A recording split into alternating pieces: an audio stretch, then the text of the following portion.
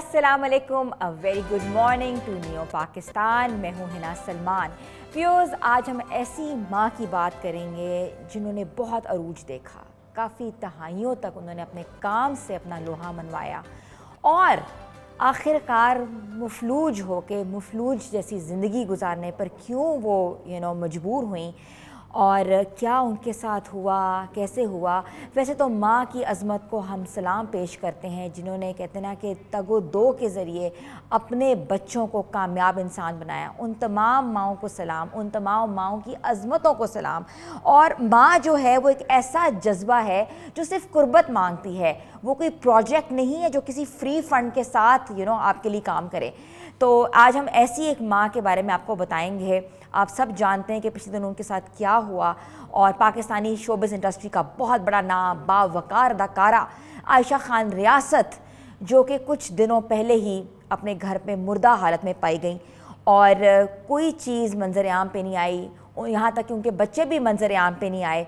और अगर हम थोड़े से उनके करियर पर नज़र डालें तो वो 1948 में कराची में पैदा हुई और वो खालदा रियासत की बहन थी, जिन्होंने बहुत शोबिज़ इंडस्ट्री में, पाकिस्तानी ड्रामा इंडस्ट्री को अरूज दिया, फ़रोग हासिल किया और 5 दहाइयों तक उनका करियर जो है मुश्तमिल था। और अफसोसनाक ख़बर ये है कि तन्हाई का शिकार वो कराची में गुलशन इकबाल में अपने अपार्टमेंट में मुर्दा हाल में पाई गई। और उसके बरक्स ये कि पड़ोसियों ने जो है वो एक कंप्लेन की कि इस फ्लैट से बहुत बदबू आ रही है, जिसकी बिना पर जो है पुलिस ने वहाँ उन्होंने वहाँ से लाश बरामद की और लाश फिर मुर्दा खाने में रखी गई और उनके लवाहिकीन से कांटेक्ट किया गया, लेकिन लवाहिकीन मंजर आम पे नहीं सामने आए। उसके बाद उनके बेटे ने लाश को जो है माँ का नमाज जनाजा जो है वो पढ़ाया और उसके बाद बहुत खामोशी से उनकी आखिरी रसूमात जो है अदा की गई। शोबिज़ इंडस्ट्री से कोई बड़ी पर्सनालिटीज़ नहीं आए, इसके साथ साथ उनके परस्तार ने उनका जनाजा नहीं देखा। ऐसी क्या मुफलिसी थी, ऐसी क्या बेबसी थी और ख़ास तौर पे कोई इतलात नहीं दी गई। मीडिया इंडस्ट्री से कोई वाबस्ता बड़ी सीनियर शख्सियत जो है वो नहीं आ पाए। तो ऐसी क्या वजूहात थी? इतना बड़ा करियर, इतना बड़ा नाम, इतनी बड़ी पहचान, पाकिस्तान का एक बासलाहियत बावकार नाम, जिनके ड्रामों से ना सिर्फ सड़कें जो हैं बयाबान हो जाती थीं, आज वो मुफलिसी के साथ साथ कहते हैं कि जिंदा दरकोर हो गई हैं। कहाँ गई हैं, कहाँ गया उनका नाम? और अफशा, आंश, अरूसा, सीढ़ियाँ, बंधन, फैमिली 93, बहुत ऐसे बड़े बड़े नामवर ड्रामे जो हैं वो उनकी जीनत बने, उन सरे फेरिस्त हैं उनके नाम पर। ऐसी बहुत सी अदाकारा हैं जो आज जो है पसे पर्दा हैं, कहाँ हैं, कैसी हैं, किन हालात में हैं, कुछ नहीं पता। क्या उनके आखिरी लम्हात ऐसे ही होंगे? क्या उनकी ज़िंदगी का इख्ताम ऐसे ही होगा? कहाँ ग्लैमर, कहाँ इतना बड़ा अरूज। और कहते हैं ना कि आप जो है अपने फल के ज़रिए ही अपने आप को ज़िंदा रखते हो। और फल क्या होता है? आपकी औलाद, आपके बच्चे जो है वो आखिरी फल होता है, जो अपने माँ बाप का जो नाम है वो ज़िंदा रखते हैं, वो इस ज़िंदा रखने में भरपूर कोशिश करते हैं।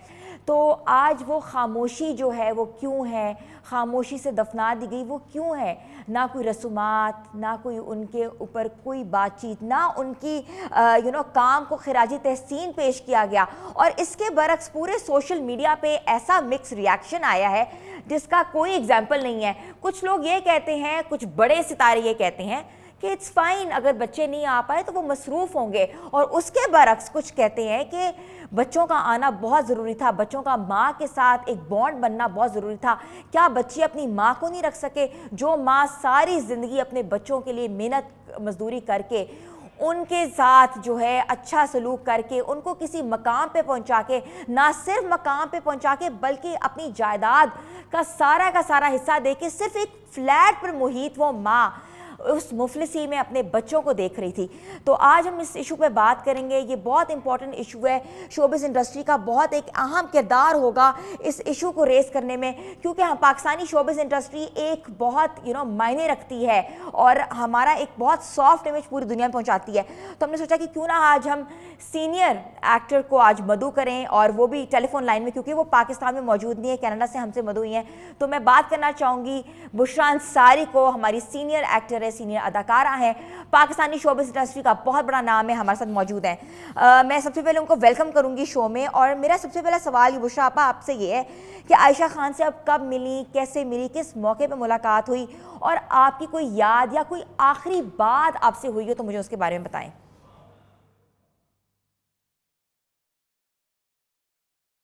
अस्सलाम वालेकुम जी। पिछले चंद दिनों से बहुत ही अफसरदा हैं हम, क्योंकि आयशा आपा की एक तो उनके जाने की खबर, उनके इंतकाल की खबर ही उदास करने वाली है। दूसरे जो बातें मैं सुन रही हूँ कि वो अकेली थी, मतलब बच्चे तो उनके बाहर थे, लेकिन मैंने जैसे पहले भी एक जगह कहा कि देखिए, हर चीज़ वैसे होती नहीं है जैसी नज़र आती है। मुझे आयशा आपा ने कुछ साल पहले मेरे साथ काम करी थी किसी प्ले में, और बता रही थी कि बच्चे बाहर हैं, एक सिंगापुर में, एक पता नहीं बेटी उनकी शायद अमेरिका में है, और पता नहीं एक बेटा कहाँ है मुझे नहीं पता, वो मैं भूल गई। लेकिन उन्होंने कहा कि वो मुझे बहुत कहते हैं कि मेरे हमारे साथ रहे, पर मेरा तो भाई दिल नहीं लगता। मैं बीबी के घर से भी हुआ ही, मैंने कहा तौबा करो, मेरा तो दिल नहीं लगता, मैं तो अपने गुलशन इकबाल के फ्लैट में बड़ी खुश हूँ। मेरे इतने अच्छे पड़ोसी हैं, सब कुछ मेरे साथ, नौकरानी आती है, फलाना खाना पकाती है, मैं अपनी मर्ज़ी की कुकिंग करती हूँ और किताबें पढ़ती हूँ। मुझे तो मैंने कहा अच्छा अच्छा, चले बड़ी अच्छी बात है। कह लगी मेरी पत्नी बहुत सालों से रहती हूँ, या मेरे बच्चों की तरह है मेरे नेबर्स। अच्छा ये बात होगी। फिर मैंने कहा अच्छा तो पैसे वैसे देते हैं? हंसने लगी, कहती है अल्लाह दराजों में रख रख के जाते हैं। है बच्चों का कह रही थी कि दराजों में रख रख के जाते हैं। तो इसका मतलब ये कि उनके बच्चे उनको इग्नोर नहीं करते थे। हमेशा हर चीज़ एक जैसी नहीं होती। मैं कभी उन लोगों से मिली नहीं हूँ, लेकिन ये उन्होंने अपनी ज़ुबानी मुझे बताया।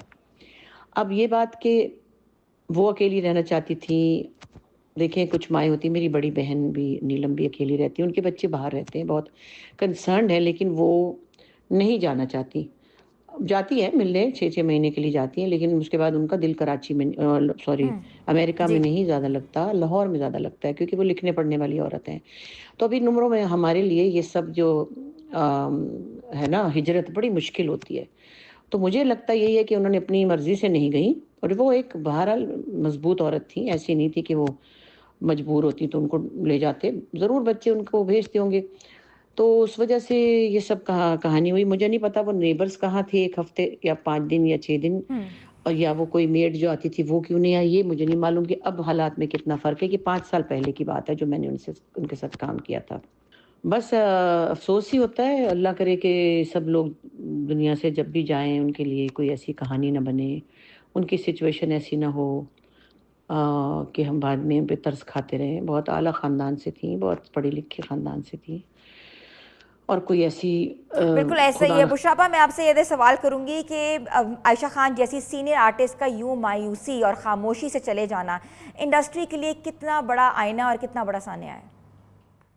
माली तौर पे भी इतनी कोई गई-गुज़री नहीं थी। एक सुलझी-हुई पढ़ी-लिखी औरत थी, बड़ी नी किताबें पढ़ती थी, मुझे बता रही थी मैंने ये किताब पढ़ी, मैंने वो किताब पढ़ी।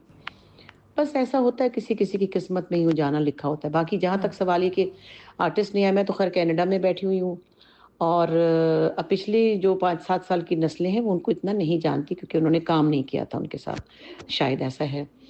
और मुझे नहीं मालूम कि बाकी लोग नहीं जा सके तो क्या हुआ। बस ज़िंदगी ऐसे ही है। अब हम तो नहीं उम्मीद रखते कि हम जाएँगे तो सब लोग आएँगे। जो जिस तरह से है, लेकिन दिल को सबके बहुत दुःख लगा है। मैं पूरे इंस्टाग्राम पे देख रही हूँ, मैं हर जगह उनके लिए बहुत सी वो देख रही हूँ, अफ़सोसनाक लोगों के दिल में जो उनके लिए फीलिंग्स हैं। दुआ कीजिए अल्लाह उनके आगे तो दर्जात अच्छे करे, और बस यही कह सकते हैं, अल्लाह मियाँ खैर। जी, बुशरा अंसारी साहिबा थीं जो कनाडा से हमें टेलीफोन लाइन पे उन्होंने ज्वाइन किया था, और सीनियर एक्टर है। उनका यही कहना था कि ये एक दौर होता है, और जिस तरह हर सूरज का ग़ुरूब होता है, हर जो सूरज है उसका ज़वाल होता है, उसी तरीके से आयशा खान रियासत का भी ज़वाल हुआ।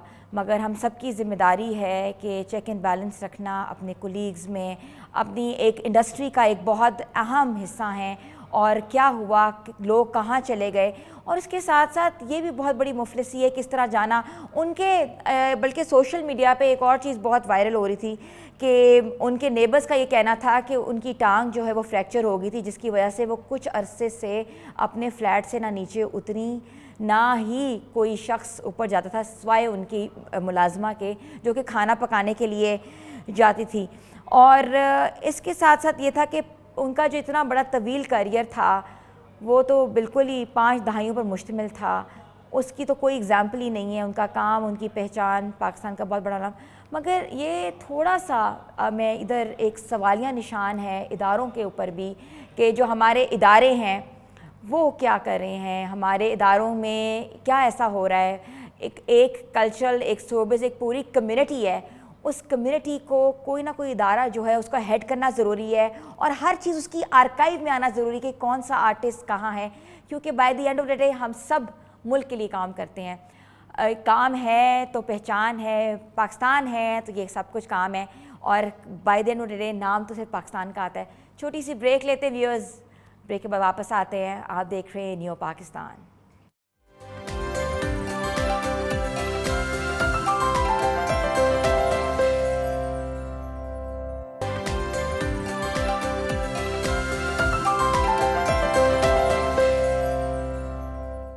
न्यू पाकिस्तान में आपको एक बार फिर से खुशामदीद कहते हैं। व्यूअर्स, कहते हैं कि कंप्लीट लाइफस्टाइल कैसे हासिल कर सकते हैं और लाइफस्टाइल होता क्या है और लाइफस्टाइल किन किन चीज़ों पे मुहित होता है। जिस्मानी वर्जिश नहीं बल्कि एक महज एक प्रॉपर तर्ज ज़िंदगी है जो कि हमें कहते हैं ना कंप्लीट कर सकती है योगा के ज़रिए। तो योगा क्या है? ज़िंदगी है जो कि इंसान को ना सिर्फ जिस्मानी तौर पर मजबूत करता है बल्कि ज़हनी और रूहानी सुकून भी मुयस्सर करता है। और योगा का ताल्लुक़ जो है बहुत हज़ारों साल पुराना है। अगर हम थोड़ा सा हिस्टोरिक पर्सपेक्टिव में लें तो एक रिवायत है कि जहाँ जो ख़ुद पर काबू पाना, नफ्स की जो होता है उस पर भी काबू पाना और अंदरूनी हम आहंगी का ज़रिया समझा जाता है। और योगा जो है वो दरअसल इसको कहते हैं कि मुतहद होना, जोड़ने का नाम है और कंप्लीट बैलेंस करने का नाम है। और अगर हम इसको इंटरनेशनल इसके ऊपर थोड़ी सी नज़र डालें तो ये आलमी इदारा हू जो है सेहत का इदारा है, जिस्मानी ज़हनी फ़लाह के लिए एक मौसर ज़रिया इसको तस्लीम कर चुके हैं और इसको यूनाइटेड कहते हैं ना कि अक़वाम मुत्तहिदा की जनरल असम्बली में भी इसके बारे में मज़ीद इसके बारे में मनाने को स्पेशली एम्फसिस किया गया है। तो पिछले दिनों ही इंटरनेशनल योगा डे जो है वो गुजरा, तो हमने सोचा कि क्यों ना हम अपने व्यूअर्स को बताएं कि योगा रिट्रीट का जो कॉन्सेप्ट है वो कहाँ से आ रहा है। ख़वातीन इसमें बहुत ज़्यादा पार्टिसिपेट कर रही हैं, पूरी दुनिया में जा रही हैं ग्रुप्स के ज़रिए और योगा प्रैक्टिस कर रही हैं। और उसके साथ साथ ये है कि अपने आप को मुतवाज़न रखना, खुशबाश रखना, ज़िंदगी को अच्छा दिखना और एक तरह से सोशल मीडिया से प्रॉपर्ली कट ऑफ होके अपने लाइफस्टाइल को कैरी आउट करना योगा का नाम है। तो हमारे साथ आज मौजूद है national yoga federation of Pakistan के प्रेसिडेंट योगी नईम, जिनको मैं वेलकम करती हूँ। अस्सलाम वालेकुम। वालेकुम सलाम। कैसे हैं आप? अल्लाह का करम, आप खैरियत से हैं? बिल्कुल ठीक ठाक। अच्छा, एक हमेशा से मैंने आपको देखा है कि आपके चेहरे पे ना एक स्माइल, एक ग्लो होता है, तो वो भी क्या योगा की वजह से है? Face is the index of your mind. बिल्कुल। आप जितने रिलैक्स होंगे उतना आपका चेहरा फ्रेश होगा जी। अगर चेहरा फ्रेश नहीं है तो आप मेंटली रिलैक्स नहीं है। हाँ। आर्टिफिशियल जो स्माइल होती है वो पता चल जाता है कि ये आर्टिफिशियल स्माइल है। जो अंदर से स्माइल होती है वो चेहरे से नज़र आता है कि ये बंदा दिमागी तौर पर पुरसुकून है, इसको कोई किसी किस्म का स्ट्रेस नहीं है। और योगा शुरू ही दिमाग से होता है। जिस्मानी तौर पर जो हम करते हैं ये एक महज प्रैक्टिस है, दिमाग से शुरू होकर आपको रूह तक ले जाता है योग। योगा का जो एक आम स्लोगन है माइंड बॉडी एंड सोल, इसको अगर आप समझे तो माइंड से शुरू किया गया, बॉडी से नहीं शुरू किया गया। माइंड बॉडी एंड सोल, तो बॉडी सेंटर में है। और योग जो है बेसिकली ये एक प्रैक्टिस है जिसमें आपको सिखाया जाता है कि आपने 24 घंटे फिज़िकली जो भी एक्टिविटी करनी है, जो भी आपने हरकत करनी है बॉडी से, वो दिमागी तौर पर करनी है। आप आज देखें इंसान जो है वो जो कुछ भी कर रहा है वो हैबिचुअल होके कर रहा है, वो हाज़िर होके नहीं कर रहा। ये इंसान की सेहत बिछड़ने के पीछे सबसे बड़ी वजह ये है कि वो बिछड़ गया अपने आप से। तो सेहत कैसे इसके पास रह जाए? अगर वो सेहत हासिल करना चाहता है तो सबसे पहले अपने साथ आके मिले, अपने साथ मिलाने का आर्ट योग है। अच्छा योगी नईम साहब, मुझे ये बताइएगा कि योगा और मेडिटेशन में क्या फ़र्क है? मेडिटेशन योगा का ही हिस्सा है। अच्छा। अलग नहीं है। अच्छा। जो हमने टेक्निक डिस्कस की कि लम्हा मौजूद में आना, इसका मतलब होता है थॉटलेस पोजीशन। और मुराकबा जो है वो रकब ज़बान से निकला है, अरबी ज़ुबान का लफ्ज़ है रकब। रकब का लफ्ज़ी मतलब देखना है। ठीक है। तो जब हम अनदेखी ज़िंदगी गुजारते हैं तो हम खोए होते हैं पास्ट और फ्यूचर में।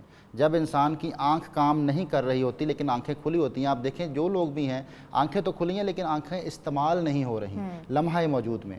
जब भी आंख इस्तेमाल नहीं होती तो इंसान का दिमाग दौड़ना शुरू कर देता है, पास्ट और फ्यूचर की ज़िंदगी जीना शुरू कर देता है, हाल से टूट जाता है। तो सबसे बड़ा मुराकबा ये है कि आप लम्हा मौजूद के साथ अटैच हों, लम्हा मौजूद के साथ अटैच हों। लोग अक्सर आंखें बंद करने को मुराकबा समझते हैं, वो इमेजिनेशन है। आप आंखें बंद करके इमेजिन कर सकते हैं कि मैं ये चीज़ें कुछ भी, किसी भी टाइप का मुराकबा आप करते हैं, स्पिरिचुअल मुराकबा, या आप किसी भी टाइप का दुनियावी लिहाज से कोई रिलैक्स होने के लिए कोई टेक्निक इस्तेमाल करते हैं, तो वो सारी की सारी इमेजिनेशन है। योगा ने 2 हिस्सों में डिवाइड किया है, मेडिटेशन एंड इमेजिनेशन, ये 2 डिफरेंट पार्ट हैं। इमेजिनेशन जो है वो आप रिलैक्सेशन के लिए आप कर सकते हैं थोड़ी देर के लिए, लेकिन वो उसका भी जब ज़्यादा हो जाए पार्ट, जब आप बहुत ज़्यादा इमेजिनेशन करना शुरू कर दें तो फिर आप ख्याली ज़िंदगी गुजारना शुरू कर देते हैं, फैंटेसी वर्ल्ड में आ जाते हैं। ठीक है, तो वो एक मर्ज़ बन जाता है। फिर जो शिज़ोफ्रीनिया, इस तरह के टाइप्स जो मुख्तलिफ जो है वो आपको फिर दिमाग के अंदर पिक्चर्स बनना शुरू बाइपोलर हो जाते हैं, बाइपोलर, फिर ये सारी चीज़ें जो है ना, ज़्यादा इमेजिनेशन अच्छी नहीं है। अच्छा, एक बहुत इम्पॉर्टेंट यहाँ सवाल है जो कि ख़वातीन भी पूछना चाहती हैं, जो लोग हमें देख रहे हैं या जो योगा से मुंसलिक होना चाहते हैं, कि योगा से वेट लॉस होता है? बिल्कुल होता है। वेट बढ़ता क्यों है, मैं आपको इसकी काज बताता हूँ। वेट बढ़ने की बहुत सारी वजूहत हैं, लेकिन आपको फ़ैट का फार्मूला पता होना चाहिए कि फ़ैट तब जिस्म में बनती है जब कार्बन बढ़ जाए, ऑक्सीजन कम हो जाए। तो योगा तो बेस ही सांस पे करता है। योगा तो ऑक्सीजन बढ़ाने का आर्ट है, योगा तो सेल्स तक ऑक्सीजन पहुंचाने का आर्ट है। अगर आप सही प्राणायाम किसी उस्ताद से सीखते हैं जो गुरु है, वैसे तो योगा करने वाले बहुत हैं, लेकिन जिसने बाकायदा इस आर्ट को सीखा हुआ है, प्राणायाम को जानता हो, तो वो आपको ऐसी टेक्निक सिखाएगा जिससे आप बैठे बैठे अपना वेट लॉस कर सकते हैं, एक्सरसाइज के बगैर भी। अच्छा, जब आपके जिस्म में ऑक्सीजन बढ़ जाएगी और कार्बन कम हो जाएगा, आपको कार्बन निकालना आ जाए, तो वेट तो आपका कम हो जाएगा। जब जिस चीज़ का फार्मूला ही फैट है, फैट का फार्मूला ही कार्बन है, तो कार्बन जिस्म से कम हो जाए तो आप खुद ही फिट हो जाएंगे। योगी इसीलिए बैठे मैट के ऊपर कुछ ऐसी चीज़ें करते हैं, जैसे एक मुद्रा है, ये सूर्य मुद्रा, ये लगा लें आप, इससे वेट कम होना शुरू हो जाता है। सिर्फ ऐसे उंगली पकड़ लें आप, बैठे बैठे आप बातें कर सकते हैं, आप टीवी देख सकते हैं, आप कुछ भी, कोई भी एक्टिविटी जो है वो कर सकते हैं, लेकिन इसको पकड़े रखें, लेकिन वॉक नहीं करनी। ये आप 15 मिनट्स डेली दिन में 3 से 4 दफ़ा बनाएं, सूर्य मुद्रा से वज़न कम होना शुरू हो जाता है। लेकिन अगर कोई मर्ज़ है जिसकी वजह से वज़न बढ़ा हुआ है, तो फिर उसके लिए अलग से मुद्रा है, जैसे हार्मोनल इम्बैलेंस है, थायराइड है, इस तरह के गैसेस की वजह से वेट बढ़ जाता है, आपके बदहज़मी से वेट बढ़ जाता है, ये मुख्तलिफ टाइप्स हैं। फिर तो ये वेट बढ़ने की जो वजह है वो पहले जानना बड़ा ज़रूरी है। बलगमी अमराज की वजह से वेट बढ़ जाता है, उसके लिए मुद्रा अलग से है। अच्छा नईम साहब, सवाल बहुत ज़्यादा है आपसे, टाइम हमारे पास कम है। मुझे बताएं कि सोशल मीडिया पे हमने देखा है कि अक्सर वीडियोस देखी हैं, एक लाफिंग थेरेपी की वीडियो आती है कि लोग ऊंचा ऊंचा हंसना शुरू हो जाते हैं पार्क्स में बैठे हुए या कहीं भी, तो वो भी योगा का हिस्सा है कि वो कुछ और है? बिल्कुल जी, लाफ्टर थेरेपी भी योगा का हिस्सा है। लाफ्टर थेरेपी बेसिकली इसलिए की जाती है कि इंसान जब रिलैक्स होता है, बिल्कुल रिलैक्स होना चाहता है, तो उसको हंसना पड़ता है। हंसने से जो है वो आपके जो हंसना पड़ता है कि हंसना पड़ता है, नहीं हंसना पड़ता है। अगर आप शुरू में आर्टिफिशियल मुस्कुराएंगे, आर्टिफिशियल हंसेंगे, तो फिर आपको ओरिजिनल हंसी आना शुरू हो जाएगी। अगर आप किसी ऐसी चीज़ में जाते हैं जैसे ऐसे कहका लगाते हैं, तो दूसरे को खुद ब खुद हंसी आ जाती है। तो जब वो हंसता है तो आपको भी हंसी आ जाती है। तो बेसिकली हंसना इसलिए ज़रूरी है कि इंसान हर वक्त तो जो है वो सीरियस है। आज आप जिस इंसान को देखें वो हर वक्त सीरियस है, हर वक्त जो है वो मुंह बना हुआ है। तो हम ये कहते हैं, योगी ये कहते हैं कि कभी हंस भी लिया करो। ठीक है, ऐसी ऐसी बातें करना, मुख्तलिफ चीज़ें, ऐसी चीज़ हंसाने की कोशिश करना। तो किसी को हंसा देना इससे बड़ी नेकी क्या है? किसी को मुस्कुराहट का मौका दे देना, इससे बड़ी कोई नेकी हो सकती है? खून बढ़ जाता है आपका। ठीक है। अच्छा, एक और सवाल मुझे जल्दी से बताएं, योगा रिट्रीट्स हो रही हैं, ख़वातीन जो हैं ग्रुप्स के ज़रिए पूरी दुनिया में जा रही हैं, ज़्यादातर सारा ट्रॉपिकल एरियाज़ में जा रही हैं, साउथ ईस्ट एशिया में बहुत ज़्यादा, जैसे बाली हो गया, थाईलैंड हो गया, मलेशिया हो गया, इन जगहों में पूरे पूरे सर्कल्स बन के जा रहे हैं। वो रिट्रीट क्या है? रिट्रीट बेसिकली जो है वो आप कैद हैं, अपने आप को कैद किया हुआ है, अपने आप को यहाँ पर अपनी जो लाइफ आपकी गुजर रही है इसमें आपने बैरियर्स लगाए हुए हैं। आपने बेजा वक्त जो वज़न है वो अपने दिमाग पे रखा हुआ है। हर सोच का एक वज़न है, हर सोच एक वज़न की हामिल है। तो वहाँ पर जाने का मकसद ये होता है डिटैचमेंट। ठीक है, detach yourself from the social media. Social media detachment, वहाँ जाके आपका फ़ोन ऑफ हो जाता है, वहाँ पे आपके लाइफस्टाइल को पूरा उनकी तरतीब से चलना होता है। ब्रेकफास्ट आपको नेचुरल, फिर आपकी एक्टिविटी पूरे दिन की, फिर आपकी लंच भी नेचुरल, फिर आपका उसको सात्विक डाइट पे ले जाते हैं, बिल्कुल उस क्लिनजिंग के लिए इसको किया जाता है। बॉडी की क्लिनजिंग, ओवरऑल बॉडी क्लिनजिंग होती है, टॉक्सिन्स खारिज करने के लिए। सबसे पहले तो आपके दिमाग की सफाई होती है। जब तक दिमाग साफ नहीं होगा, सोचों से नहीं निकलेगा, डिटैचमेंट नहीं होगी, तब तक आप जो है वो मेंटली रिलैक्स नहीं हो बहुत बहुत सकते। शुक्रिया आपका, बहुत ज़बरदस्त मज़ेदार किस्म की बातें की हैं। तो व्यूअर्स जिन्होंने अपने आप को डिटैच करना है इस दुनिया से और बिल्कुल एक डिफरेंट वर्ल्ड में जाना है, फैंटेसी वर्ल्ड में जाना है और अपनी बॉडी और माइंड को क्लींस करना है, तो प्लीज़ योगा स्टार्ट करें और वीडियोस देखें। योगा अपने घर में अपना हिस्सा बनाएं, अपने लाइफस्टाइल का हिस्सा बनाएं। छोटी सी ब्रेक पे जाना है, ब्रेक के बाद वापस आ रहे हैं। आप देख रहे हैं न्यू पाकिस्तान।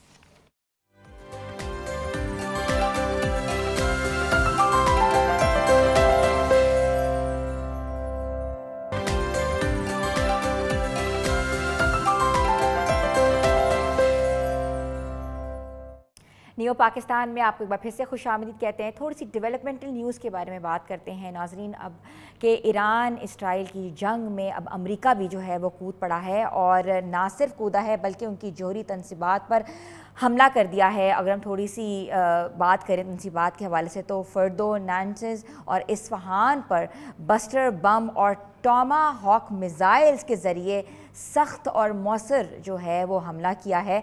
और इसके साथ साथ सारी तनसीबात को according to the midnight hammer के तहत अमेरिका का जो एक वर्जन सामने आया है कि हमने तमाम तनसीबात जो हैं वो मुकम्मल तौर पर हमने उसका कहते ना कि बेड़ा पार कर दिया है।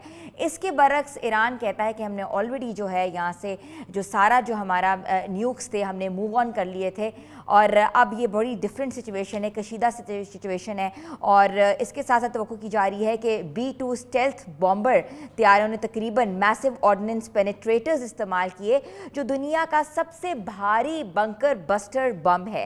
अमरीकी हुकाम ने इसे स्पेक्टेकुलर मिलिट्री सक्सेस जो है वो करार दिया है और प्रेसिडेंट ट्रंप ने स्पेशली इसकी मॉनिटरिंग की है सिचुएशन रूम में बैठकर और कहते हैं कि लाइव देखा है कि कहाँ कहाँ जो तनसीबात पे जो हमले हुए हैं वो वाकई मौसर हुए हैं, वाकई करामद हुए हैं। तो अब अमन पे बात करेंगे कि या इस खित्ते में अमन आएगा कि मज़ीद जो सिचुएशन है वो कशीदा हो जाएगी। दूसरी तरफ चीन, रूस और पाकिस्तान और अक़वाम मुत्तहिदा जैसी बैनुल अक़वामी इदारों ने इस हमले की शदीद जो है वो मज़म्मत की है और इसे अक़वाम मुत्तहिदा चार्टर की खिलाफ वर्जी करार दिया है।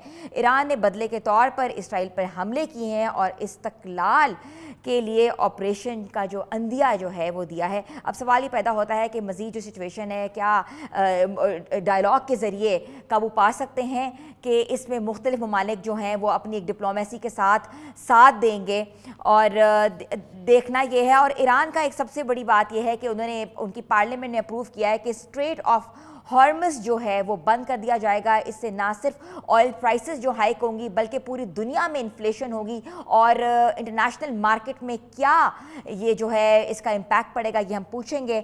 हमारे साथ मौजूद हैं इस वक्त retired air commodore Khalid Chishti साहब। जी अस्सलाम वालेकुम सर। जी वालेकुम सलाम जीना, thank you for the invitation. Sir pleasure is all ours. मुझे ये बताइएगा कि ऑपरेशन मिडनाइट हैमर जो किया गया है अमेरिका की तरफ से वो भी एक खुफिया तौर पे किया गया। पहले सिचुएशन थी कि 2 हफ्ते का टाइम लिया गया मगर उसके बाद 2 ही दिनों में ये एकदम से आनन फानन ये ऑपरेशन किया। तो पाकिस्तान और इस खित्ते के लिए क्या ये स्ट्रेटेजिक ख़तरा है? जी डेफिनेटली बहुत बड़ा खतरा है क्योंकि इस रीजन में पहले ही हमने देखा है कि जंग बड़ी खतरनाक हद तक जाते जाते रुकी है हिंदुस्तान पाकिस्तान की, और मई के महीने में हमने देखा था कि एस्केलेशन बहुत खतरनाक हो गई।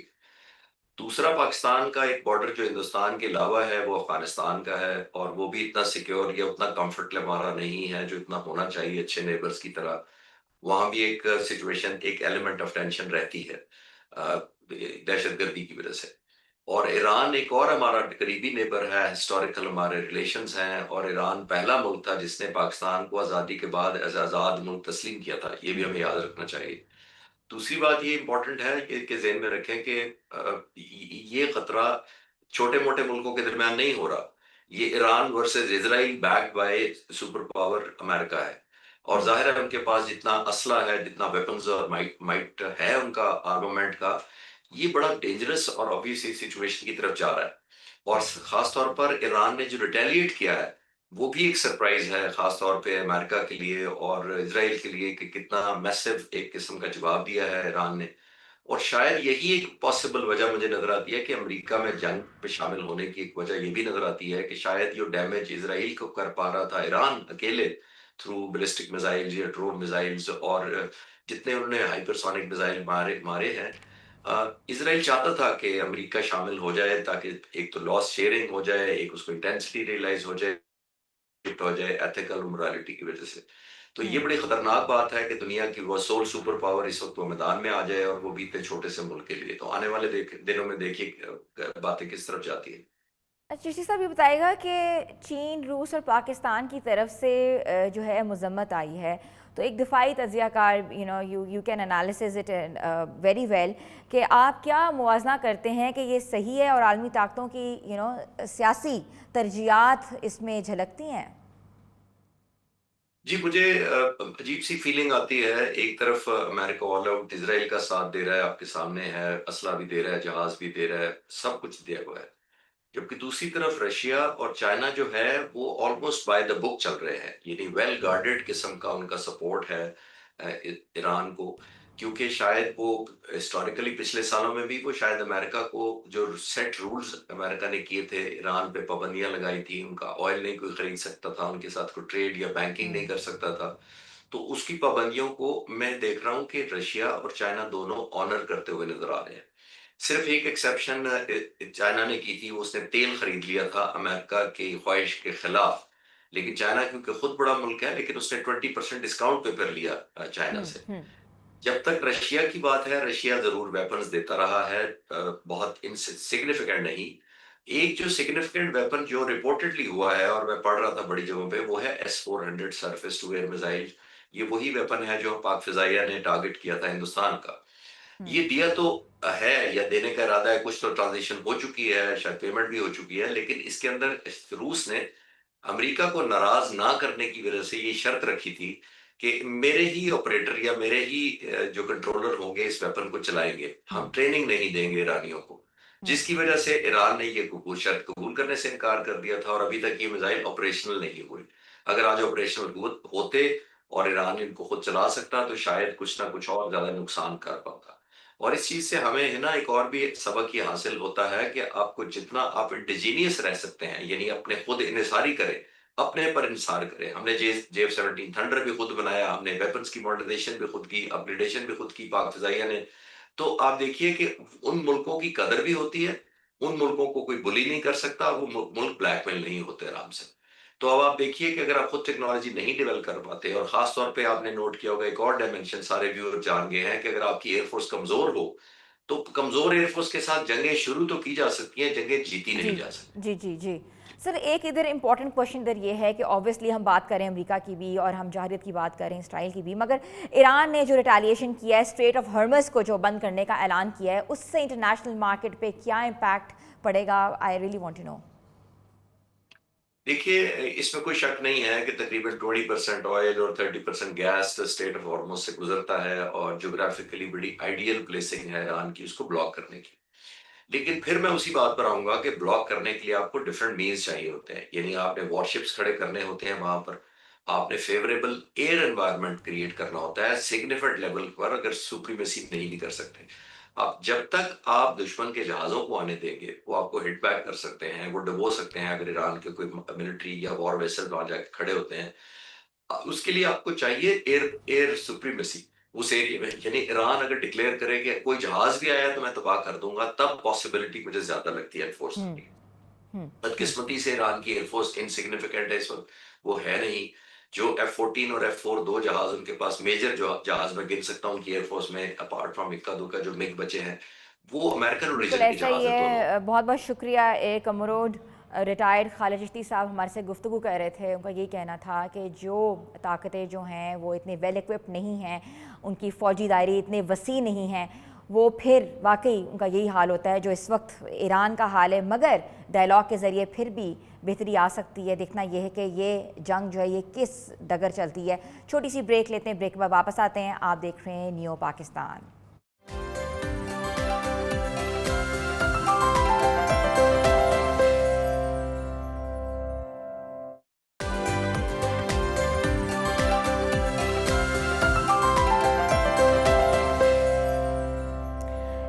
पाकिस्तान में आपको एक बार फिर से खुशामदीद कहते हैं। डेवलपमेंटल न्यूज़ जो है वो सामने आ रही हैं और वो न्यूज़ ये है कि दुनिया जो है वो एक बार फिर मशरिक़ वस्ता की जो तपती जो सियासत है उसकी जद में जो है आ गया है। ईरान और इसराइल की जंग में अमेरिका भी कूद गया है और अभी एक दिन पहले ही अमेरिका ने ईरानी तनसीबात पर हमला करके कहते हैं कि सारे न्यूक्स को डिस्ट्रॉय कर दिया है। इसके बरक्स ईरानी ये कहते हैं कि हमने ऑलरेडी जो अपने न्यूक्स को यहाँ से ट्रांसफ़र कर दिया गया था तो हमें नुकसान नहीं हुआ। आपस की जो जंग है वो इतनी ज़्यादा हो गई हुई है कि कुछ ममालिक जो हैं वो डिप्लोमेसी का शिकार हैं, कुछ ममालिक जो हैं अभी सफारती तौर पे बैठने की कोशिश तो कर रहे हैं, मगर देखना ये है कि टेबल टॉक के ज़रिए क्या जंग जो है वो रुक जाएगी, जंग बंदी हो जाएगी। मगर ईरान जो है वो अपने जो मिसाइल हमले हैं वो अभी भी इसराइल पे कर रहा है, क्योंकि रिटेलिएशन होगी। जब इसराइल ने मज़ामत की है तो ईरानी भी रिटेलिएट वाकई कर रहे हैं। और दूसरी जानब जो है साबिक़ वज़ीर दिफ़ा जो है, हमारे वज़ीर दिफ़ा जो हैं इस वक्त, ख्वाजा आसिफ ने हाइब्रिड निज़ाम की तारीफ़ करते हुए कहा है कि इससे बेहतरीन कोई निज़ाम नहीं है। सियासी हलकों में एक नई बहस छिड़ गई है कि ये निज़ाम क्या है और इस निज़ाम के तहत जो है वाकई कोई एक पॉलिसी या एक सियासी तरतीब जो है वो झलक दे सकती है या आ सकती है, और एक बार इदारों और हुकूमत के दरमियान किसी ख़ास हम आहंगी की तैयारी देख रहे हैं। तो आज इस सिनेरियो पर डिस्कस करने के लिए हमारे साथ मौजूद हैं सीनियर एनालिस्ट हैं और on international affairs Nasir Baig Chughtai sahab, जिनकी बहुत गहरी नज़र है on the entire opinionative discussion. तो मैं आपको वेलकम करूंगी sir. Thank you very much. Thank you. अच्छा सर, ये बताइएगा कि ईरान ने हालिया दिनों में अपनी दिफाई हिकमत अमली में जो रद्द-ए-अमल किया है उसको आप किस नज़र से देख रहे हैं और ये किस तसादुम की तरफ इशारा कर रहा है? Thank you. पहली बात तो ये कि ईरान ने जो कारकर्दगी परफॉर्मेंस दिखाई है आपको, इट वाज स्ट्रेंज, सरप्राइजिंग और शॉकिंग। ये 3 लफ्ज़ मैं इस्तेमाल करता हूँ आमतौर से। कल स्काई टीवी पर था, मैं वहाँ भी मैंने यही कहा था, क्योंकि पहले मेरा भी ख्याल था, मैं तो खैर छोड़ें आप, हमारे प्रोफेसर्स हैं, हमारे आईआर के दोस्त हैं, हमारे डिफेंस एक्सपर्ट्स हैं, सबका ख्याल था या तासुर था या कह चुके थे या कहना नहीं चाह रहे थे कि ईरान 2-3 दिन का है, कि ईरान 2-3 दिन में साफ हो जाएगा और घुटनों के बल बैठ जाएगा। आज 8वां या 9वां दिन है और आज भी ईरान कायम है, ईरान डटा हुआ है, ईरान जवाब दे रहा है। ईरान ने तल अवीव का कचरा कर दिया है, कहते हैं ना कचरा करना, कचरा कर दिया है। देखिए, हमने बहुत देखा गजा में, बहुत लाशें देखी हमने, 50, 55, 60 हज़ार लाशें देखी हमने। उनमें 20-25% बच्चों की लाशें थी। उनमें 10% वो बच्चे थे जो पैदा होते ही कत्ल कर दिए गए थे ईरानी बम्बार्डमेंट में। हमने 15 लाख अफराद को, 12 लाख अफराद को भागते हुए देखा शेल्टर्स के लिए। वहाँ कोई शेल्टर नहीं था। गजा पूरा तबाह कर दिया गया था। गजा में कोई घर नहीं था, कोई मस्जिद नहीं थी, कोई अस्पताल नहीं था, सारे अस्पताल तबाह कर दिए गए। तमाम ऐसे मकामात जहाँ पर लोग पनाह ले सकते थे वो तबाह कर दिए गए। मिस्र ने अपना बॉर्डर फ़लस्तीनियों के लिए बंद कर दिया बंद कर दिया। और भी मुल्कों ने बंद किया। तो कल जो हमने मंजर कल परसों में देखे हैं इसराइल में, भगदड़ के, भागने के, मुझे उस पर वाकई मुझे पता नहीं क्यों मुझे उस पर दुख नहीं हुआ, मुझे उस पर सदमा नहीं हुआ, क्योंकि मेरे सामने लाशें पड़ी हुई थी गजा वालों की, बच्चों की, बड़ों की। तो ईरान ने तो बहुत ठीक ठाक रेजिलियंस दिखाया है, स्ट्रगल दिखाया है, अपनी ताकत दिखाई है। और ये ताकत उसके पास कहाँ से आई, ये बहुत बहुत बड़ा सवाल है। एक एक एक कहते हैं कि रिवर्स इंजीनियरिंग का कमाल है कि ईरान ने पुराने ढांचों को खोल खोल के उनके पुर्जों को नए आलात बनाए हैं। और कैसे बनाए? खैबर तू दूर मार है, उसके अलावा सिजल जो कुरान शरीफ की अलम तरा कैफा से उसका नाम निकाला गया है, वो तो बहुत ही ख़तरनाक मिसाइल है। और उन्होंने हर जब हमले का बाकायदा जवाब दिया है और तगड़ा जवाब दिया है। इस वक्त सिर्फ ईरानी एयरफोर्स आपको नज़र नहीं आ रही है, क्योंकि ईरानी एयरफोर्स इतनी मॉडर्न नहीं है। लेकिन अगर डॉग फाइट होती है तो यकीनी तौर पर ईरान ने खुदकुश हमला करने से नहीं घबराएंगे। हम्म, मैं भी देख रहा था कि अमेरिका ने जो हमला किया है उसकी क्या कैफियत है। मैंने एक वीडियो देखी, मैंने लगाई भी अपने फेसबुक पर, सोशल मीडिया पर, कि एक छोटा सा शॉट है वो 7-8 सेकंड का, कि 4 धमाके हो रहे हैं, वो धमाके नज़र आ रहे हैं आपको। अच्छा, ये जो बंकर बस्टर है, इसके धमाके आपको नज़र नहीं आते हैं, ये जाके अंदर फटता है। तो क्या धमाका हुआ, क्या धमाका हुआ, ये अभी तक पता नहीं है। और ये खबर ही गलत थी कि ईरान का एटमी प्लांट तबाह कर दिया गया या उसको नुकसान पहुंचा। अच्छा। जहां पे भी हमले हुए वो एटमी हम्म, प्लांट नहीं थे। पहले खबर ये थी तबाह तबाह कर दिया गया। हम्म, आहिस्ता आहिस्ता खबर बदली गई। शाम रात तक सीएनएन की हेडलाइन बदल गई थी कि नुकसान पहुंचाया गया। हम्म, मेरा ख्याल है वो एटमी प्लांट नहीं थे, वो यूरेनियम के प्लांट थे। वहाँ पर इन्वेस्टमेंट होती थी, बाकी काम आगे कहीं होता होगा, मुझे नहीं पता कहाँ होता है हम्म, उसमें। इसके साथ साथ मैं ये देखना चाहता हूँ कि अगला हमला कौन करेगा, क्या करेगा। मुझे अभी मैसेज मिला है इसी वक्त, मैंने पूछा था कि हम ईरानी क्या कर रहे हैं। उन्होंने कहा ईरानी तैयारी कर रहे हैं अमरीकी मुफादात पर हमले की। और it's very interesting, very dangerous. अमरीकी मुफादात क्या हैं? अमरीकी मुफादात अमरीकी जहाज़ हैं जो खड़े हुए हैं डिगो गार्शिया के आसपास, हम्म, खलीज फारस के आसपास, और खलीज अरब के आसपास, शत्रुल अरब के सामने, बहर हिंद के अंदर। फिर ईरानी फिर अमरीकी अड्डे हैं जो कि हमारे बेसिस खलीजी हैं, ममालिक, बिल्कुल। हम्म, हमारे खलीजी ममालिक में। तो ये हम्म, जवाब वहाँ से आ सकता है। और यकीनी तौर पर कल की जो तकरीर है ईरानी एम्बेसडर की, हम्म, वो वाज़ेह करती है कि they will go for article 51, जिसकी सपोर्ट पाकिस्तान ने भी की है, रूस ने भी की है, चीन भी ने भी की है, कि अपने ऊपर अटैक होने के बाद हम्म, आप जवाबी कार्रवाई कर सकते हो। हम्म, ये इसका आर्टिकल है। और ईरान इसके लिए शायद तैयारियां कर रहा है। ये हुआ तो जंग फैल जाएगी, बहुत फैलेगी। अगर ईरान ने आपने हुर्मुज बंद भी नहीं की तो वो खुद ही हो जाएगी बंद, और बड़ा नुकसान होगा हमारा भी और दूसरे मुल्कों का भी। एनबीसी मुझे बताएगा कि ये स्पेक्टैकुलर मिलिट्री सक्सेस का जो एक नाम दिया है, करार दिया है, what do you think, is it on that कि ये नहीं है? क्या मैं समझा नहीं? ये मैसिव ऑर्डिनेंस पेनेट्रेटर्स जो इस्तेमाल किए गए हैं और बंकर बस्टर्स, और उसके बाद अमेरिकी हुकाम ने इसको स्पेक्टैकुलर मिलिट्री सक्सेस का जो नाम करार हाँ दिया है, हाँ। क्या तो कहते हैं आप? वीडियो दिखाए ना, हम्म, वीडियो दिखा दे मुझे, मैं देखना चाहता हूँ कि 174 जहाज, दो बीयू बी 2 को लेके जा रहे हैं हम्म, और वो बम बरसा रहा है, मुझे दिखा दें। दिखा क्यों नहीं रहे? ये तो लोग बाकायदा चर्चा करते हैं। हमने भी दिखाया है अपना, जब हमने अटैक किया है इंडिया पर, हम्म, हमारी अलफतह 1, अलफतह 2, और हम्म, उसके अलावा हमारे मिराज, हमारे J-10C, हमारे J17 ने जब अटैक किया और उनका हशर किया है, तो हमने वीडियोस दिखाई हैं वो। तो हम्म, अमेरिका को चाहिए वीडियो दिखाए। ये एक खतरनाक कार्रवाई की इंडिया अमेरिका ने, हम्म, एक escalation of war and a hmm, dirty war है ये, जो हम्म, आगे जाकर बहुत तंग करेगी अमेरिका को। और इस वक्त प्रेसिडेंट ट्रम्प की, मैं तो नहीं कह सकता, मैं तो अमेरिकी नहीं हूँ, लेकिन जो दोस्त कह रहे हैं, जो टीवी चैनल्स कह रहे हैं, कि उनकी जो पॉपुलैरिटी है, जो उनका जो वो कम हुई है, रेटिंग बिल्कुल। है, लोग सड़कों पे निकल आए हैं और बहुत। कांग्रेस ने बहुत बड़ा इशारा दिया उनकी तरफ, बिल्कुल सर, ऐसा ही देखिए है। कांग्रेस में तो बहुत बुरा, उनकी अपनी जी, पार्टी कह रही है, जी। उनकी अपनी पार्टी कहती है हु यू आर। तुमने कांग्रेस से पूछा क्यों नहीं? हाउ कैन यू आखिर की डिसाइड बात योर आ गई। Of your own? बिल्कुल, बिल्कुल आप सही कह यस, रहे हैं सर। यस। बिल्कुल आप सही कह रहे हैं सर। थोड़ी सी हम बात करते हैं पाकिस्तान के हवाले से। दिफाई वजीर दिफा ख्वाजा आसिफ ने एक हाइब्रिड निज़ाम की बात की है। आप उस निज़ाम के बारे में क्या कहेंगे? वो निज़ाम क्या है? ख्वाजा आसिफ बहुत प्यारे आदमी, बहुत प्यारे आदमी हैं।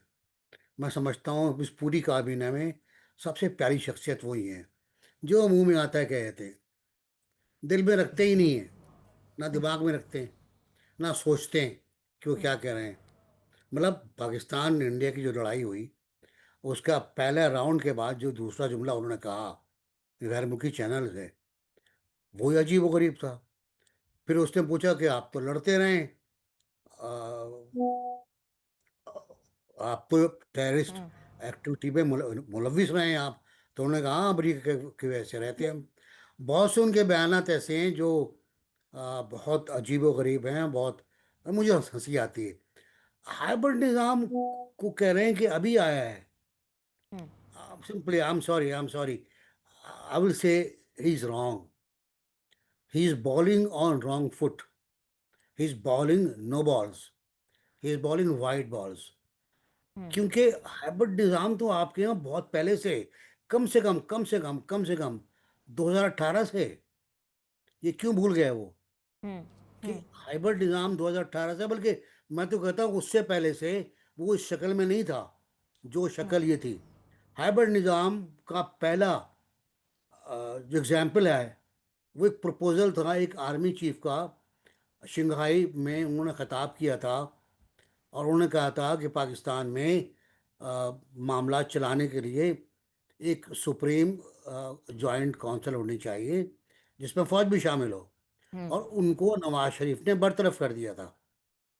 भूल गए उसको वो ख्वाजा साहब। अच्छा, ख्वाजा साहब की कमाल ही है कि वो भूल जाते हैं वो।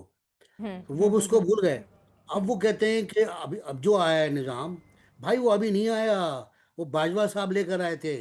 बानिए हाइब्रिड निज़ाम इमरान खान और बाजवा साहब थे। ये उन्हें तस्लीम करना पड़ेगा। अगर निज़ाम बहुत अच्छा है तो 2018 का निज़ाम बहुत ही अच्छा था। क्यों हटाया उसको आपने? क्यों उठाया आपने उसको? कहते हैं आयन के मुताबिक। Yes, I agree. मैं उस वक्त सब खिलाफ था। मैंने न्यू पर भी बात की थी कि अदम एतमाद ना लाएं। अदम एतमाद आयन के मुताबिक ज़रूर है, लेकिन पॉलिटिकल जो सिचुएशन है उसके मुताबिक नहीं है। लेकिन जाहिर है हम लोग तो कह सकते हैं ना। अच्छा, क्या इस निज़ाम से पॉलिटिकल स्टेबिलिटी आपको नज़र आ रही है? मुझे नज़र नहीं आ रही, सॉरी, मुझे नज़र नहीं आ रही। क्योंकि देखिए इस वक्त सूरत हाल ये है कि आपने कुछ पार्टियों को बांध के रखा हुआ है और अगर कोई पार्टी एक दिन, बड़ी पार्टी, नाराज़ हो गई तो ये बैठ जाएगा। तो इसका तरीका यही है कि आप उनको बांध के रखें और उनकी। अच्छा, इसमें एक और मसला भी है। हाइब्रिड निज़ाम कहता है कि आप दूसरी पार्टियों के जो मफादात हैं उनका ख्याल रखेंगे। आप नहीं रख रहे हैं। आपने बड़ी ज़्यादती की है बजट के अंदर। जो बजट पेश किया है आपने, उसमें आहिस्ता आहिस्ता आप कुछ तरमीम कर रहे हैं, लेकिन आपने सूबों को उनका पूरा हक नहीं दिया है जो उनको हक मिलना चाहिए।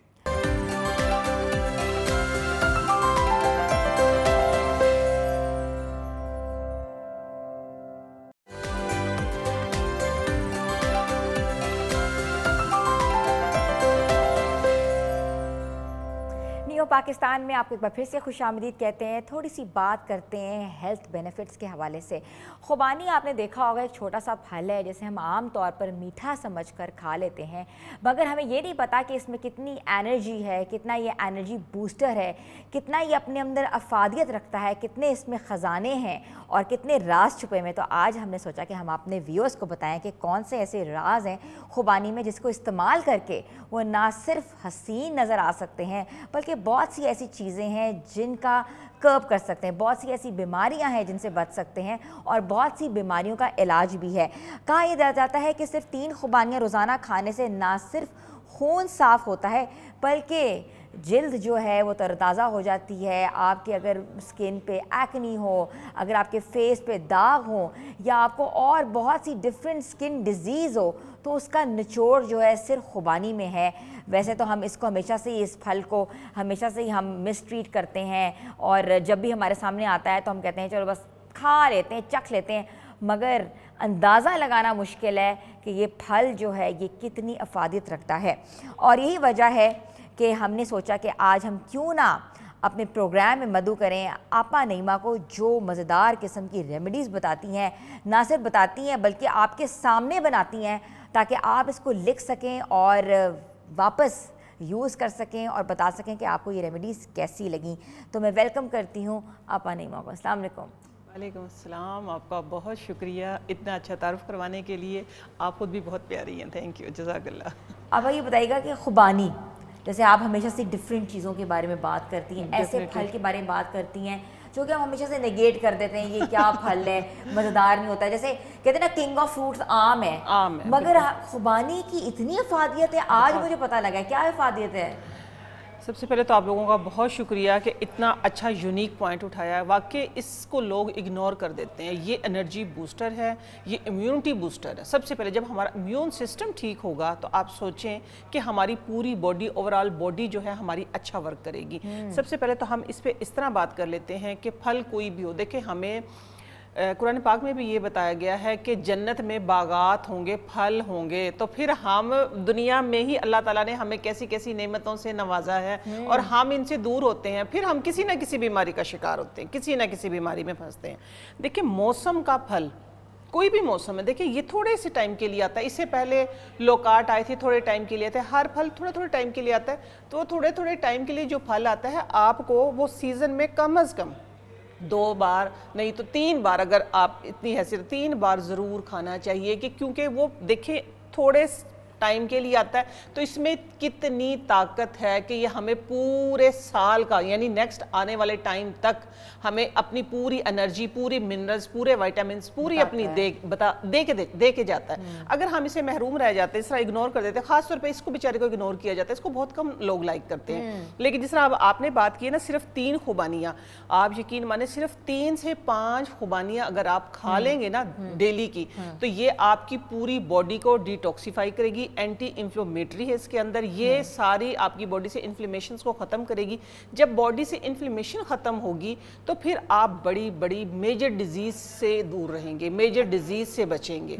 जब आपका इसके अंदर विटामिन सी है, इसके अंदर कैल्शियम है, इसके अंदर अच्छा सबसे एक और बात इसकी मैं बताऊँ, इसके अंदर विटामिन ए है। और ये मैंने कब पढ़ा था कि जब मैं 7th क्लास में थी। उस वक्त तो मोबाइल का दौर ही कोई नहीं था। उस वक्त तो ये तो होता था रसाले आए और फटाफट बैठ के पढ़ लिया, फटाफट तहकीक, क्योंकि नई नई रिसर्च उस वक्त आती थी।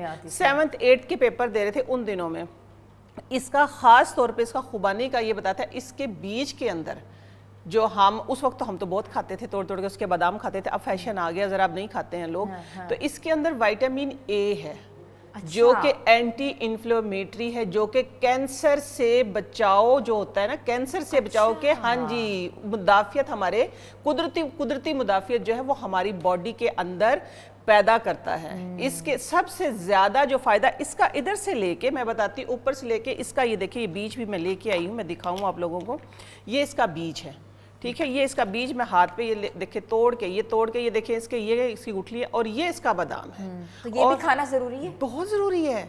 इससे तो हम दूर हो गए हैं। हम अपने बचपन में खाते थे, हम अपने बचपन में खाते थे, और उसी दौर में मैंने पढ़ा था कि इसके अंदर विटामिन B17 यानी विटामिन ए, जिसको हम कहते हैं कि हमारी इन्फ्लेमेशन को बॉडी से ख़त्म कर देता है, बहुत से, ये उन बीजों में से एक बीज है।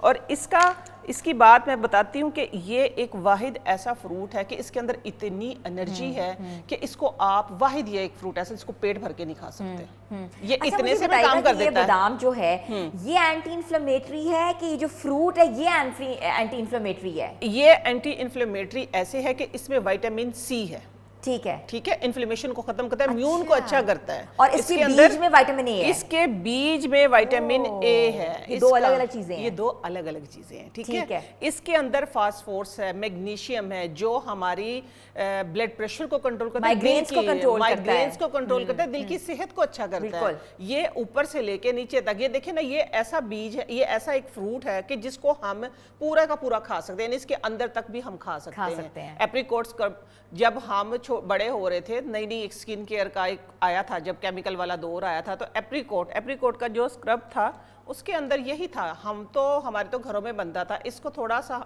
हमारी अम्मा दूध में या पानी में ही डाल देती थी। अच्छा। डाल के आप ये खुबानी खाएं, इसका ये बादाम निकालें, थोड़ा से पानी के साथ ही इसको ब्लेंड कर लें।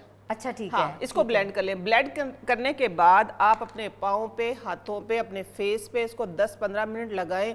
10-15 मिनट लगाने के बाद इसको आप जब इसको रब करेंगे ना, मैं बताती हूँ, कोई आपके चाहे नकल डार्क हैं, चाहे आपके, हाँ जी, छाइयाँ हैं, खास तौर पे छाइयाँ, और खास तौर पे जो डर्ट जमा हो जाती है जिसकी वजह से वाइट हेड और ब्लैक हेड बन जाते हैं, हाँ जी, बिल्कुल रिमूव करेगा। अच्छा, हाँ। इसके अलावा मैं आपको बताऊं, आज इसका बिल्कुल डिफरेंट एक फार्मूला लेके आई हूँ कि जो कि हमने बहुत शुरू में देखा तो उस वक्त तक ये, जब हमारा बहुत बचपन था ना, उस वक्त तक ये इतनी कॉस्मेटिक्स नहीं आई थी जो आज लोग कुदरती अज्जा से अपना इलाज कुदरती करते अज्जा से, थे, क्योंकि बिल्कुल। हमने कुदरती हाँ। अज्जा को बहुत करीब से देखा है, क्योंकि हमारी फैमिली में, हमारे रिश्तेदारों में, हमारे गांव में लोग इसी तरीके से करते थे। शायद गांव में भी आजकल कॉस्मेटिक्स अच्छा, पहुंच गई एक है। रिसर्च के मुताबिक, आपा मुझे नहीं पता मैं सही कह रही हूँ कि नहीं कह रही, जो पहाड़ी इलाके हैं, ठंडे इलाके, वहाँ खुबानी का इस्तेमाल बहुत ज़्यादा है और कैंसर रेट भी बहुत कम है, ऐसा अच्छा, है? ये गुड, आपने बहुत अच्छा पॉइंट मुझे याद करवा दी। ये पॉइंट था मेरा कि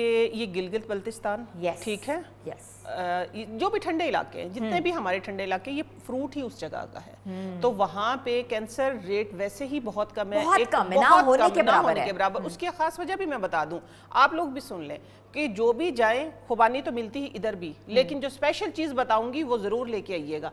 खुबानी का वहाँ तेल मिलता है, खुबानी का तेल। खुबानी का वहाँ तेल मिलता है, ठीक है। ये मेरे अच्छा। पास गिफ्ट आया हुआ है। अच्छा, हाँ, ये गिलगित बल्तिस्तान से, क्योंकि मेरी अपनी स्किन केयर, आपको पता है, हेयर केयर की प्रोडक्ट बनाती हूँ, तो मैं उसमें ज़रूर यूज़ करती हूँ, क्योंकि मैंने ये सुना था खुबानी का तेल जो है वो भी ब्लेमिशेस रिमूव करता है। ब्लेमिशेस भी रिमूव नहीं, इसका एक और में फ़ायदा जो आपने बताया कि इन्फ्लेमेशन ख़त्म करता है और वो हमारी खून की रवानी को बेहतर करता है, जिसकी वजह से हमारे दिल की सेहत ठीक रहती है। उसको यूज़ कैसे करते हैं वो लोग, ये एक अहम पॉइंट है। खुबानी के तेल को देसी घी की तरह इस्तेमाल करते हैं, रोटी पे लगा के खाते हैं वो।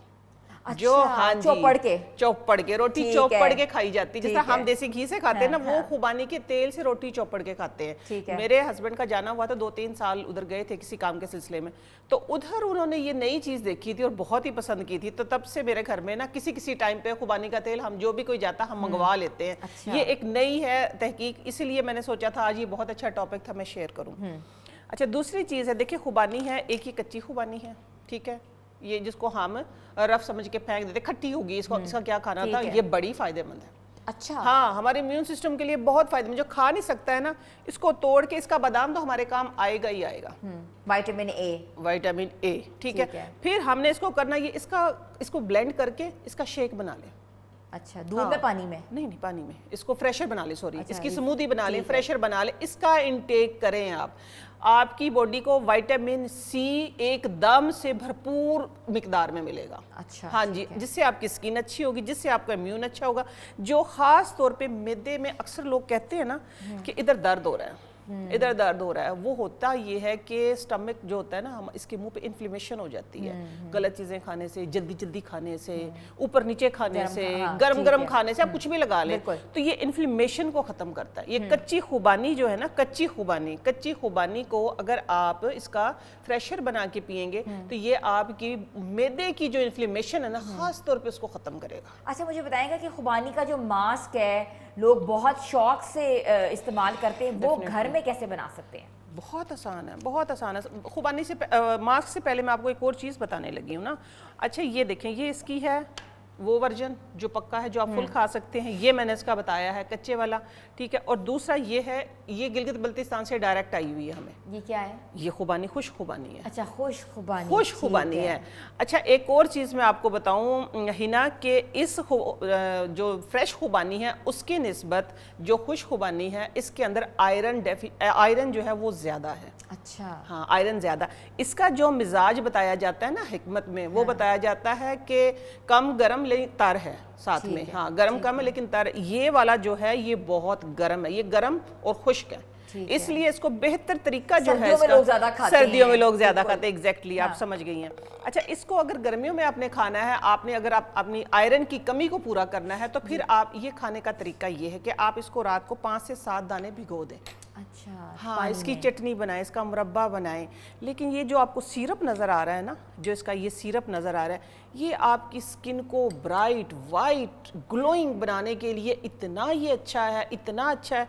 पहले तो हमने जो करते हुए देखा था ना अपने बचपन में, वो हमारी एक दादी थी, वो ऐसे करती थी, यूँ किया और बस कहती इससे होता कुछ भी नहीं है, बस ये थोड़ा सा लगाओ, कोई चिपचिपा नहीं, कुछ नहीं, और फेस पे लगा लिया, हाथों पे लगा लिया, बड़ी प्यारी। लेकिन आजकल हमारे पास सहूलत है तो हम ऐसे करते हैं, ठीक है। हमारे पास शावर आ गया है, अच्छा, स्प्रे बॉटल में डाल दिया, स्प्रे बॉटल spray में कर डालें लिया। और इसको फ्रिज में रखें और 2-3 बार दिन में मैं कहती हूँ लगाएं। आपकी स्किन टाइट भी होगी, ब्राइट भी होगी, दोनों चीज़ों की गारंटी है। ठीक है। बाकी ये बच गया हमारे पास, फिर ये मास्क की बात आ रही है। मास्क जिस तरह हमने करना है, ये देखें, ये इसका बनता है ज़्यादा अच्छा मास्क जो बनेगा ना, जो मेरे एक्सपेरिमेंट में आई ये चीज़, मैं हर जगह एक चीज़ बताती होती हूँ कि जो फ्रूट खाएं उसका छिलका मुंह पे लगाएं।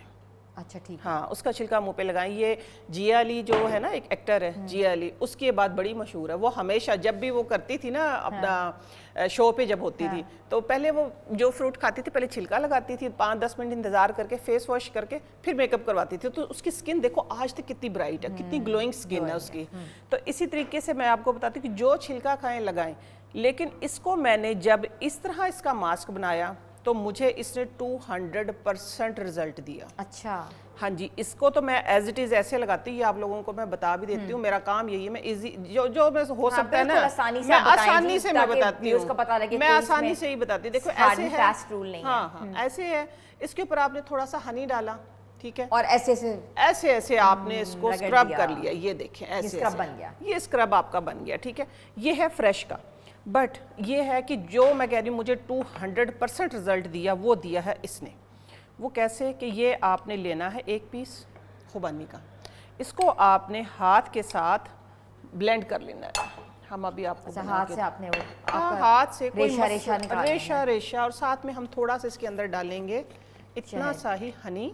अगर हनी नहीं है तो अच्छा, कोई हनी जो होता है वो गर्मियों में भी मुंह पे इस्तेमाल कर सकते हैं? कोई मसला नहीं है। जिनकी ऑयली स्किन है उसके लिए अच्छा। हाँ हाँ, किसी के लिए भी नुकसानदेह है ही नहीं ठीक है, है। हनी किसी मौसम में भी नहीं। थोड़ी सी इस आप डालेंगे इसके अंदर एक कॉफ़ी, एक चुटकी कॉफी। कॉफ़ी, बस। ठीक है। ये आपकी स्किन ब्राइट टाइट, और वही बात है कि ले दे के हम घूमते हैं गोरे रंग पे, है ना, ले दे के हमारी जो बस हमारे बात होती स्टैंडर्ड है, सेट हुए हैं ना, हमें लगता है जो हाँ, गोरा रंग है उससे वही प्यारा है, वही वही प्यारा है, खूबसूरत है ना, सिर्फ यही है। ये देखिए, ये बन गया है। अच्छा, ये जो मास्क बन गया इसी गोरे तरीके रंग से, के लिए। ये गोरे रंग के लिए, ठीक है। हाँ, गोरे रंग का जमाना कभी होता ही नहीं है पुराना। ये चलें, ये देख लें। अब आपने ये इसको इस तरीके से लगाना है। अच्छा, ये लगा के अब आपने इसका ज़्यादा से ज़्यादा ड्यूरेशन जो है वो आधा घंटा, कम से कम 15 मिनट, ठीक है। कम से कम 15 मिनट आपने इसको लगा के रखना है। जब आप वॉश करेंगे ना, सबसे पहले जो आपकी फीलिंग होगी वो आपकी जो स्किन है ना, नरम मुलायम, बिल्कुल रेशम जैसी स्किन होगी। New born baby new born baby, like new born baby जैसी ठीक है, स्किन ठीक होगी। है, ठीक और है। जब इसको कंटिन्यू करेंगे साथ में, अच्छा, इसको रिमूव करने के बाद आपने क्या करना है, शावर करना है। ये अच्छा, इसी स्प्रे का इसी स्प्रे का, हाँ इसका जी, यही जूस टोनर, का जैसे टोनर। ये एप्रिकॉट का टोनर बन गया ना, ठीक है। एप्रिकॉट की मास्क बनते हैं, एप्रिकॉट की Scrubs स्क्रब बनते हैं, लेकिन आज मैंने टोनर बनाया है ये। तो बस आप इसके टोनर करें, टोनर करने के बाद आधा घंटा, 2 घंटे, 3 घंटे, 4 घंटे आप अपनी स्किन को रिलैक्स होने दें, उसके बाद वॉश कर लें। आप देखेंगे कि 1 हफ्ते की प्रैक्टिस से ही। अच्छा, आपने बताया कि ये जो तेल आया है ये गिलगित बल्तिस्तान से आया है। गिलगित-बल्तिस्तान जो से। लोग तेल निकालना चाहते हैं उनके लिए कोई रेसिपी आपके पास है कि तेल जो है वो कैसे निकलता है? तेल मैं तो, मेरे पास तो मशीन है अपनी, मेरे पास Cold compressed oil की। कोल्ड कंप्रेस्ड वाली, हाँ जी। ठीक मेरा है। तो क्योंकि जो मैं अपने ऑयल्स बनाती हूँ वो मेरे पास तो मशीन है, ठीक मैं है। तो मशीन से ही बल्कि वो बनाती आपसे हूँ। रुजू कर सकते हैं, हाँ, कर सकते हैं, कोई ऑयल के लिए। हाँ, ऑयल के लिए रुजू कर सकते हैं। किसी किस्म का भी कोई भी ऑयल चाहिए तो मैं अपना ही तेल निकलवाती हूँ।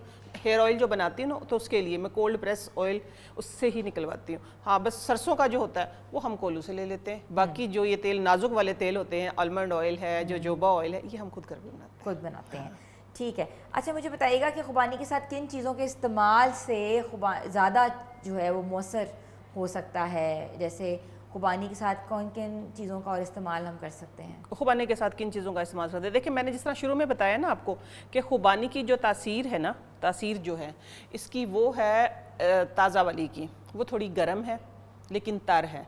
तो अगर आपने 5 से 7 दाने डेली खाने हैं तो इसके साथ किसी भी चीज़ की गर्मी को दूर करने के लिए ज़रूरत नहीं। अदरवाइज जिस तरह हम आम के साथ कच्ची लस्सी का इस्तेमाल करते हैं ना, तो आप उसको कर सकते हैं। लेकिन इसका कॉम्बो जो बनता है वो शिकंजी बीन जो होती है ना, बगैर चीनी वाली, काले नमक के साथ, लेमन वाटर जो होता है वो बहुत बेस्ट रहता है। वो आपको आप ये कह सकते हैं कि जिस तरह हम विटामिन सी इससे जो हासिल करते हैं 200% हो जाता है, वो डबल हो जाता है और बहुत अच्छा कॉम्बिनेशन इसका रहता है।